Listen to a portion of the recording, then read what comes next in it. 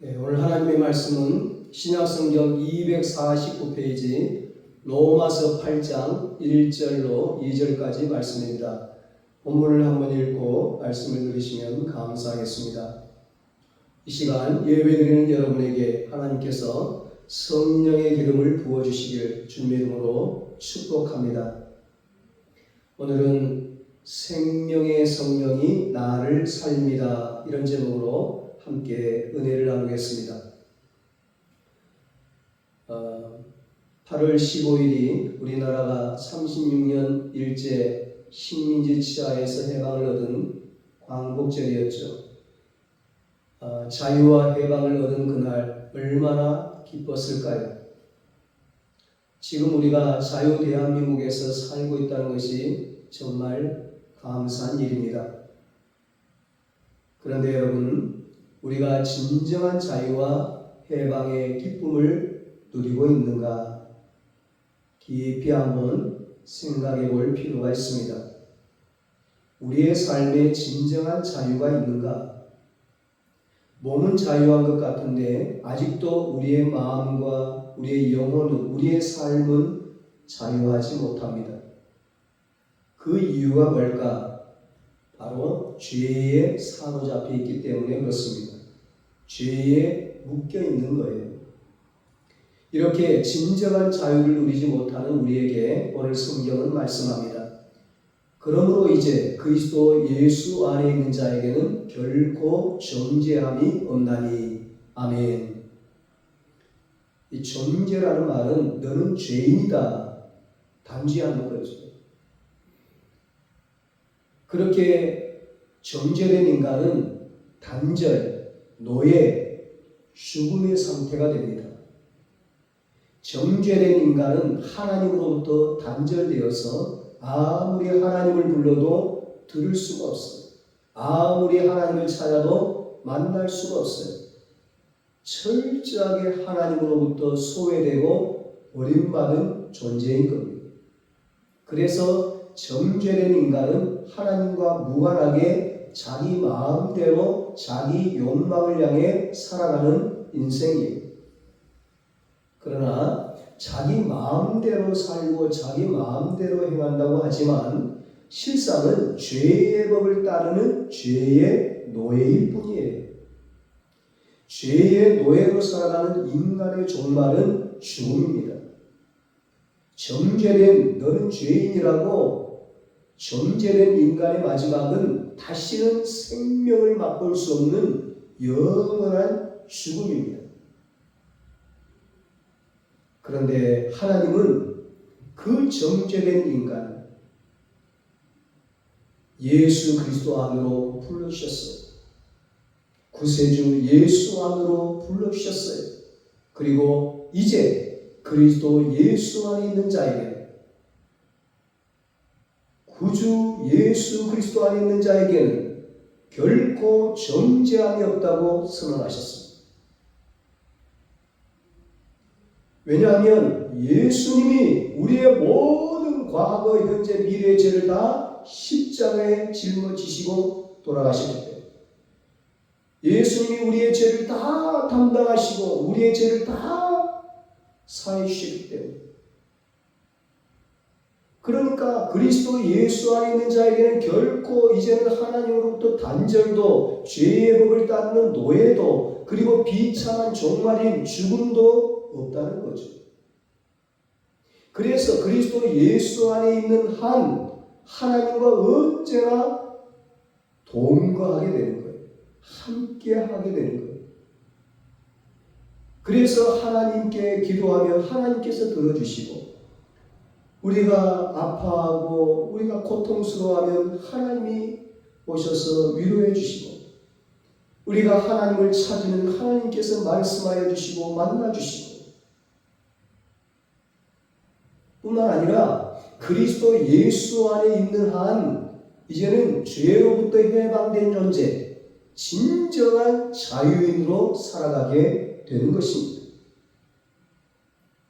집을 나간 탕자가 다시 집 안에 들어서는 순간부터, 대문에 들어가서는 그 순간부터 자유인이 된 것처럼, 아들이 된 것처럼 그리스도 예수 안에 들어서는 그 순간부터 우리에게는 영원한 자유가 주어지는 거예요.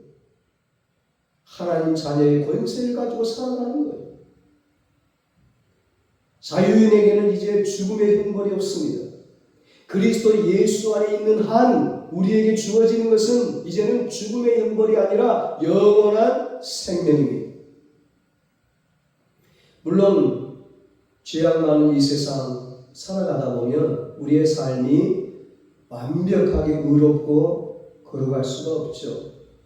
그럼에도 불구하고 하나님은 우리의 미래를 영원한 생명으로 인도해 가시는 거예요. 이것이 그리스도 예수 안에 있는 자만이 누릴 수 있는 구원의 은혜인 것입니다. 2절에 말씀합니다. 이는 그리스도 예수 안에 있는 생명의 성령의 법이 죄와 사망의 법에서 너를 해방하였습니다. 아멘. 그리스도 예수 안에 있는 자에게 결코 정죄함이 없게 된 것은 그리스도 예수 안에 있는 생명의 성령의 법 때문입니다.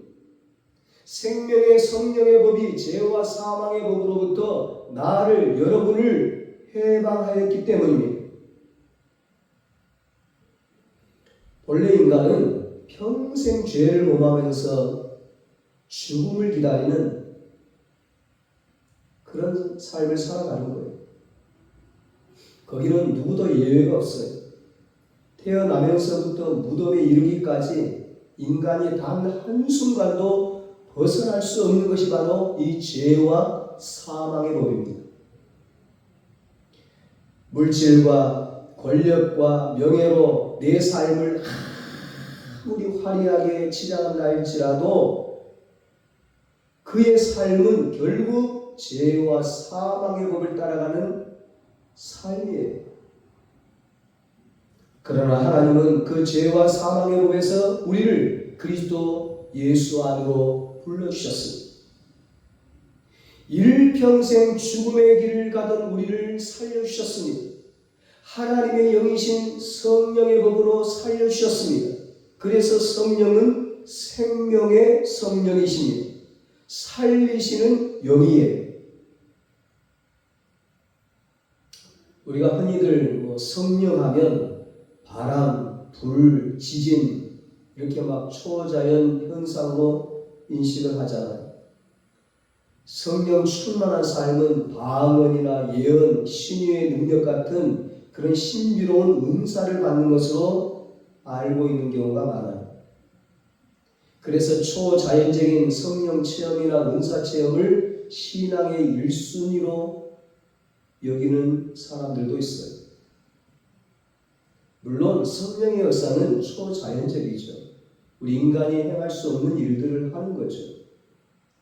그분 자체가 본래 자연을 초월해 계시는 하나님이시기 때문에, 그리고 성령의 역사가 신비로운 방언과 치유와 예언으로 나타나기도 하죠. 그러나 성령은 단지 초자연적인 현상이나 은사 체험만을 성령 충만으로 이해하고 있다면 그것은 성령님을 반쪽만 알고 있는 거죠. 그런가 하면 반대인 경우도 있어요. 성경의 지식과 말씀 연구에 대해서는 깊은 관심과 열정을 가지면서도 성령 체험이나 불같은 성령의 역사에 대해서는 거부감을 표시해요. 방언이나 예언이나 치유 같은 성령의 은사에 대해서 무관심한 사람들이 있어요. 이건 역시 성령님을 올바로 알지 못하고 깨닫지 못한 결과이죠. 우리는 성령님을 바로 알아야 합니다. 그래야 바른 신앙생활을 할 수 있습니다. 그러면 성령님은 누구십니까? 성령님은 어떤 일을 하십니까? 바울은 오늘 본문을 통해 성령을 생명의 성령으로 소개하고 있습니다. 육적인 생명은 날마다 수모하고 쇠퇴하잖아요. 늙어가잖아요. 병들잖아요. 그리고 마지막에는 죽음으로 끝나고 마는 유한한 생명, 그게 육적인 생명, 육신의 생명. 그런데 오늘 본문에서 말하는 이 생명은 영원 전부터 성령 하나님 안에 있는 영적인 생명, 영원한 생명인 것입니다. 영적인 생명은 무한해요. 영원한 거죠. 그래서 이 영원하고도 무한한 생명으로 성령 하나님은 인간을 포함한 자연세계 전체의 생명을 창조하셨습니다. 창세기 1장 1절 2절에 말씀합니다. 태초에 하나님이 천지를 창조하시니라. 땅이 혼돈하고 공허하며 흑암이 깊음 위에 있고 하나님의 영은 수면 위에 운행하시니라. 아멘. 천지 창조 때, 태초의 천지 창조 때 하나님의 영, 성령의 역사가 있었다. 그 천지 창조 때 성부 하나님, 성령 하나님, 성자 하나님, 삼일체 하나님께서 같이 천지 창조를 하셨거든요. 창세기에서 말하는 창조는 생명을 만들어내는 것을 말합니다. 그러나 태초에 천지가 창조될 때 이 세상은 혼돈과 공허와 흑암이 가득했다는 거예요. 도무지 생명이 존재할 수 없는 그런 세상이었어요. 그때 하나님의 영이신 성령님의 역사가 혼돈과 공허와 흑암의 수면 위에서 운행이 된 겁니다. 그것은 생명의 시작을 알리는 운행이었던 거죠. 그 성령의 운행이 시작되면서 생명의 빛이 들어오게 되었고 하늘과 땅과 바다 온 세상 천지에 생명이 가득해졌습니다. 성령님이 바로 살리는 영, 창조의 영, 생명의 성령이시기 때문이었습니다. 하나님이 인간을 지으실 때 모습을 창세기 2장 7절에 기록하고 있어요. 여호와 하나님이 땅의 흙으로 사람을 지으시고 생기를 그 코에 불어넣으시니 사람이 생명이 된지라. 아멘. 성령을 구약 히브리어로 루아흐라고 하는데 숨, 호흡, 바람이라는 뜻이에요. 신약 헬라어로도 성령을 푸뉴마라고 하는데 역시 숨, 호흡, 바람이라는 뜻이에요. 그러니까 성령은 하나님의 숨, 하나님의 호흡, 하나님의 바람이죠. 성령이. 하나님은 인간을 흙으로 인간을 지으시고 그 코에 생기를 불어넣으셨다. 그 코에 하나님의 숨을 후 하고 불어넣으셨습니다. 흙으로 지으셨을 때는, 흙으로 빚어놨을 때는 조각품처럼 아무런 반응이 없어요. 움직임이 없어요. 생명이 없어요. 그런데 하나님의 숨을 불어넣으시니까 그때서야 살아있는 존재가 된 거예요. 생영이 됐다는 거예요. 생영. 하나님의 호흡인 성령이 몸 안에 들어오고서야 인간은 비로소 흙에서 생명의 존재가 된 거예요. 숨이 쉬어지는 거예요. 막 생명이 막 움직이는 거예요. 속에서 내장이 움직이고 근육이 움직이고 그 호흡이 바로 생명의 성령이셨어요. 구약 에스겔 37장 5절 6절에 보면 마른 뼈 환상이 나와요. 주 여호와께서 이 뼈들에게 이같이 말씀하시기를 내가 생기를 너희에게 들어가게 하리니 너희가 살아나리라. 너희 위에 힘줄을 두고 살을 입히고 가죽으로 덮고 너희 속에 생기를 넣으리니 너희가 살아나리라. 아멘. 에스겔 당시에 이스라엘은 바벨론에게 멸망을 당하고 절망과 고통 속에서 포로가 되어서 살고 있었어요. 아무도 소망도 없이 꿈도 없이 마치 죽은 자들처럼 살아가는 때였어요. 그때 하나님이 선지자 에스겔에게 환상을 보여주십니다. 그 바벨론에서 깊은 골짜기에 마른 뼈가 가득 차 있는 환상이었어요. 여러분, 마른 뼈가 뭡니까? 육신이 죽고 죽어서 완전히 죽어서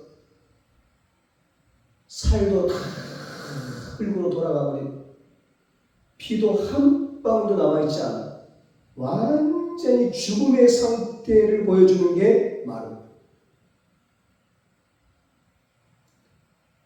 하나님께 불순종한 이스라엘 백성들의 모습을 말하는 거죠.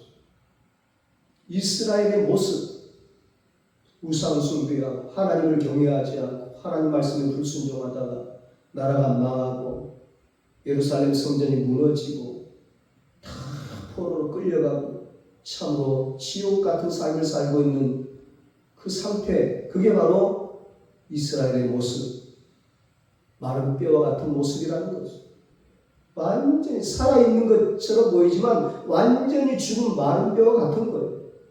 마른 뼈는 절대로 다시 살아날 수가 없어요. 그 사람이 금방 죽어가지고 살도 있고 있으면 좀 소망이라도 있잖아요. 살아날 소망이라도 있잖아요. 근데 아무것도 없다. 뼈만 남아있단 말이에요. 그것도 말라진 뼈, 마른 뼈.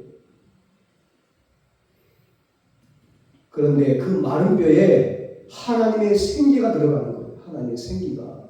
이 생기가 바로 아까 말씀드렸던 루아흐, 성령의 숨결, 성령의 호흡이, 성령의 바람인 거예요.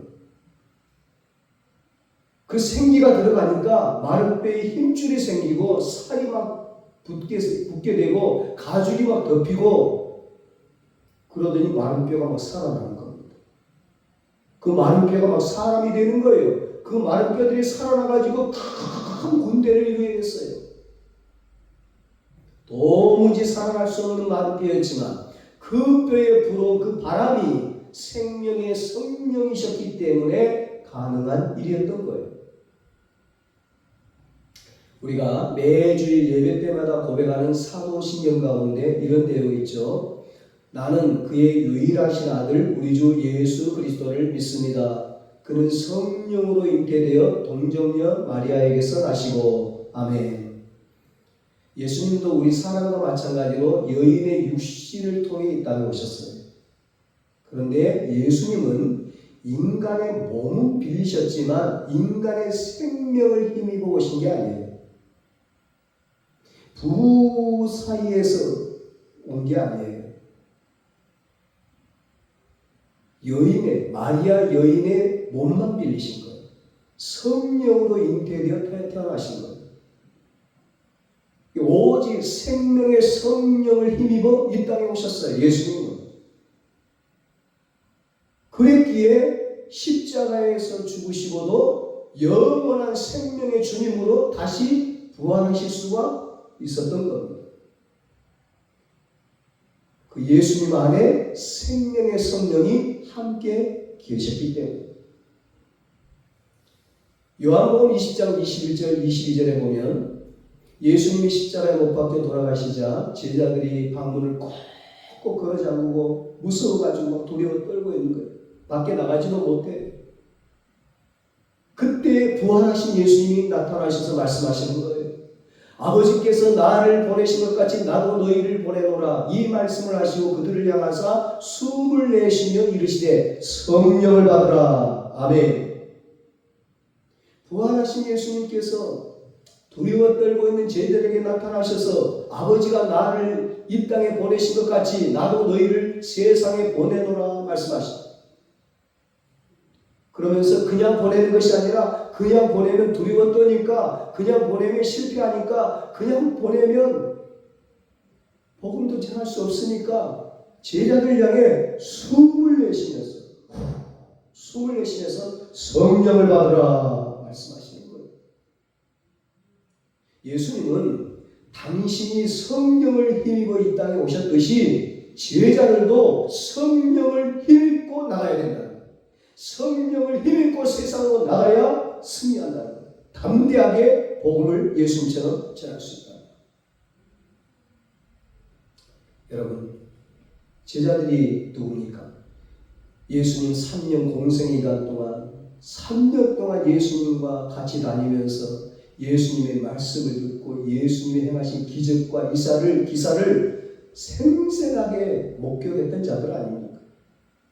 생명 걸고 목숨 걸고 예수님을 따르겠다고 큰 소리 치던 자들 아닙니까? 그런데 예수님이 붙잡히시니까 예수님을 부인하고 저주까지 하는 거예요. 예수님이 십자가에 못 박히니까 뿔뿔이 흩어져서 사방으로 다 도망치는 거예요. 무엇 때문에 그래요? 제자들이 왜 그래요 지금? 생명 걸고 주님 따르겠다는 그들이, 그것도 예수님이 가장 위태로운 순간에 예수님을 부인하고 저주하고 왜 도망을 쳐야만 했습니까? 바로 죽음의 공포 때문이죠. 죽음의 공포. 예수님과 한 패거리로 몰려가지고 자신들도 붙잡혀서 죽을까 봐서 두려웠던 거죠. 그렇게 배신과 도망으로 비어가고 신뢰가 땅에 떨어진 그들이 어떻게 초대교회의 역사를 바로 세울 수가 있겠어요? 죽음의 공포로 두려워 떠는 그들이 어떻게 생명의 복음을 전하는 예수 그리스도의 증인이 될 수가 있겠어요? 그래서 부활하신 예수님께서는 당신 속에 영원전부터 품어오신 그 생명의 숨을 그들에게 후 하고 불어 넣어 주셨습니다. 그리고 그 생명의 호흡인 성령을 받으라고 말씀하셨습니다. 생명의 성령이 아니고서는 배신과 도망자라는 그들의 과거가 씻겨질 수가 없고, 생명의 성령이 아니고서는 그들을 뒤덮고 있던 그 죽음의 공포를 결코 이겨낼 수가 없기 때문이었습니다.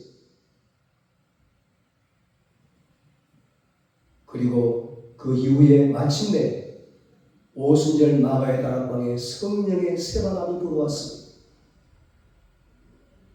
예수님의 말씀 붙잡고 그들이 함께 모여서 합심하여 기도할 때 그들에게 생명의 성령이 임했습니다. 그때부터 초대교회의 역사가 시작이 되었어요. 그때부터 3,000명, 5,000명 부흥의 역사가 시작이 된 거예요. 그때부터 온 세상에 인류 구원의 역사가 새롭게 시작이 된 거예요. 그것은 생명의 성령에 의해 이루어진 생명의 역사였습니다. 그 역사를 세워가는 주역들이 한때는 배신자, 도망자, 죽음의 두려움에 떨던 그런 자들 아니었습니다. 그런데 오순절 성령 강림 이후에 생명의 성령의 권능을 받은 이후에 그들은 두려움을 떨쳐버리고 일평생 예수 그리스도를 증거하다가 모두가 다 순교를 당했습니다. 그들은 죽었지만 결코 죽지 않았습니다. 그들 속에는 영원하신 생명의 성령이 계시기 때문입니다. 그래서 오늘날도 성령과 역사를 통해 그들은 우리 앞에 영원히 살아있는 자들로 우리에게 영적인 영향력을 주는 자들로 지금도 존재하고 있는 것이죠. 우리가 흔히 죽음을 표현할 때 숨을 거두었다 그러잖아요.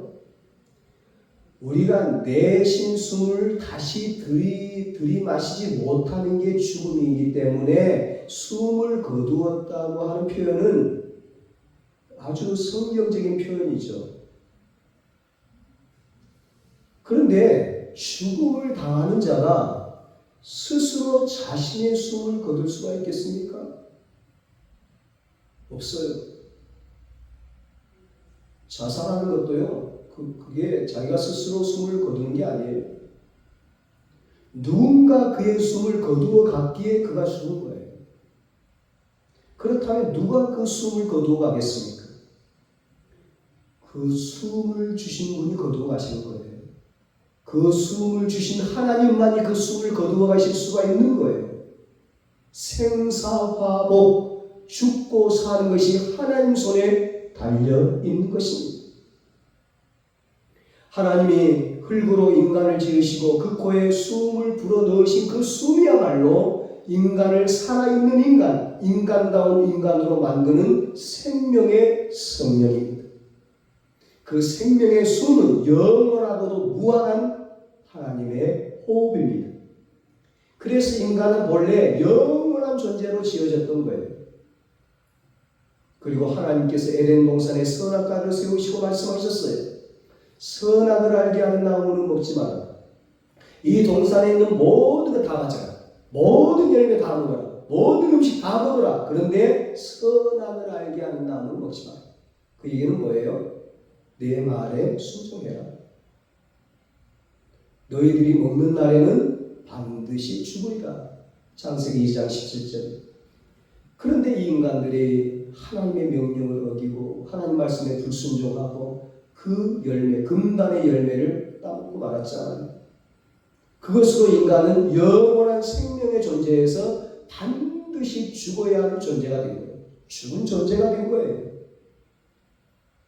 그러니까 하나님께서 불어넣으셨던 그 숨을 거두어 가신 거예요. 그 숨을 주신 분이 하나님이셨기에 그 숨을 거두시는 분도 하나님이시죠. 그 숨, 하나님이 주시는 그 숨이 없는 한, 하나님이 불어넣어 주시는 그 숨이 없는 한 인간은 결코 인간답게 살 수가 없어요. 그 숨이 없는 한 인간은 결코 죄와 사망에서 해방될 수가 없어요. 그 숨이 없는 한 인간은 영원한 생명을 누릴 수가 없습니다. 그래서 구세주 메시아 예수 그리스도가 이 땅에 오신 것. 예수님이 이 땅에 오신 것은 출세하려고 온 게 아니에요. 이 땅에 먹고 마시려고 호의호식하려고 온 게 아니에요. 순전히 저와 여러분에게 그 생명의 숨을 하고 불어넣어 주시기 위함이었던 겁니다. 우리를 살리시는 생명이 없는 우리에게, 마른 뼈와 같은 우리에게 생명을 불어넣어 주시는. 그런데요, 예수님께서 그 숨을 불어넣으시는 것은 오직 십자가에서 당신의 생명을 내어주시는 길밖에 없었어요. 그런데 예수님은 결코 그 십자가의 길을 외면치 않으셨습니다. 거절하지 않으셨어요. 아버지 뜻대로 하옵소서. 우리를 살리기 위해 마지막 한 호흡의 숨까지도 그 십자가에서 모두 다 우리에게 불어넣어 주시고 숨을 거두셨어요. 예수님의 생명의 숨을 우리에게 다 불어넣어 주시고 숨을 거두셨어요. 예수께서 큰 소리를 지르시고 숨이 지시니라. 마가복음 15장 37절에 말씀합니다. 당신의 숨이 완전히 다 소진될 때까지, 다 빠져나올 때까지 주님은 우리에게 숨을 불어넣어 주셨어요. 한 사람 한 사람에게 다 생명의 호흡을, 생명의 숨을, 구원의 숨을 불어넣어 주셨어요.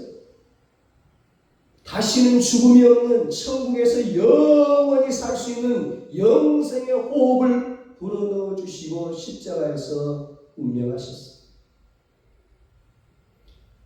사랑하는 여러분, 우리 모두 생명의 성령인 하나님의 숨을 불어넣어 주신 주님께 감사하며 사십시오. 그리고 오직 생명의 성령을 힘입어 우리의 삶을 살아가십시다. 절대로 하나님의 숨을 내뱉고 하나님이 주시는 그 생명의 숨, 영생의 숨, 그 숨을 내뱉어버리고 세상이 주는, 마귀가 주는 그 욕망의 숨, 죽음의 숨을 들이마시는 그런 어리석음을 범하지 마십시다. 오직 하나님의 숨결대로만, 하나님의 호흡으로만 숨쉬며 살아가십시다. 그때에만 태초에 하나님께서 지으신 인간다운 인간으로 살아갈 수가 있는 것입니다. 그때에만 하나님이 주시는 참된 평안과 참된 행복과 참된 만족과 참된 자유와 참된 해방의 기쁨을 누리며 살아갈 수가 있는 것입니다. 우리 안에 숨쉬고 일하시는 분이 바로 생명의 성령이시기 때문입니다. 사랑하는 여러분, 성령님은 살리시는 영이십니다. 우리 모두 생명의 성령을 힘입어 살리는 삶을 사시기를 소망합니다. 성령의 생명의 성령을 힘입어 우리 자녀를 살리고 우리 가정을 살리고 일터를 살리고 교회를 살리고 이웃과 세상을 살리는 삶을 사시기를 예수님의 이름으로 축원합니다. 기도하겠습니다. 하나님 아버지, 죄로 말미암아 죽었던 우리를 예수 그리스도 안에서 다시 새 생명을 주시고 살려주시고 죄와 사망에서 해방시켜 주신 것 감사합니다. 살리시는 영, 생명의 성령을 힘입어 예수 믿게 하시고 예수 안에서 참된 자유와 해방과 구원의 기쁨을 누리게 하시니 감사합니다. 우리의 삶이 항상 살리시는 영, 생명의 성령으로 충만하게 하여 주시옵소서. 그래서 생명의 성령을 힘입어 자녀를 살리고 가정을 살리고 일터를 살리고 교회를 살리고 이웃을 살리는 삶을 살아가게 하여 주시옵소서. 이제는 우리 주 예수 그리스도의 무한하신 은혜와 하나님 아버지의 사랑하심과 성령님의 이루하시고 교통하심, 예수 안에서 참된 자유와 해방의 기쁨을 누리고 생명의 성령을 힘입어 살리는 삶을 살기로 다짐하는 사랑하는 모든 성도들과 저들의 가정과 자녀들과 사업과 직장 위에 이제로부터 영원토록 함께 있을지어다. 아멘.